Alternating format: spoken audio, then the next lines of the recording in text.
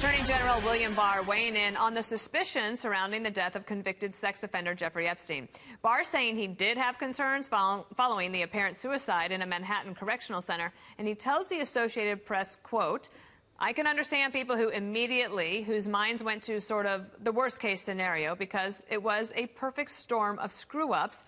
I'll just say there is good progress being made, and I'm hopeful in a relatively short time there will be tangible results." Joining me now is New York Post columnist Miranda Devine.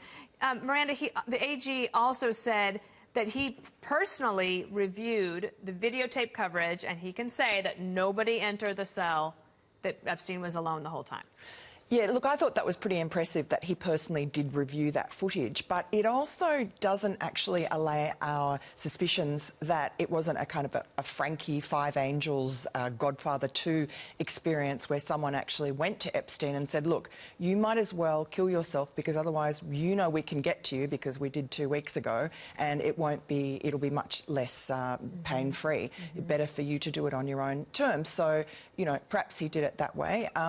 It doesn't allay anyone's suspicions that he knew had a lot of dirt on a lot of powerful people like Prince Andrew, and where are those videos and photographs? And he had peephole cameras in every corner of his mansion. Right. Where is the footage from that? Where is that? Exactly. So you mentioned Prince Andrew, and I'm curious what you think about this. He had this week where I think he thought, if I just do one media interview, I can resolve all the problems. Instead, it was like opening up Pandora's box. He now has been relieved of his duties by the Queen, and he said this: "It has become clear to me over the past few days that my association with Jeffrey Epstein has become a major disruption to my family's work and the valuable work going on in the many organizations and charities that I am proud to support."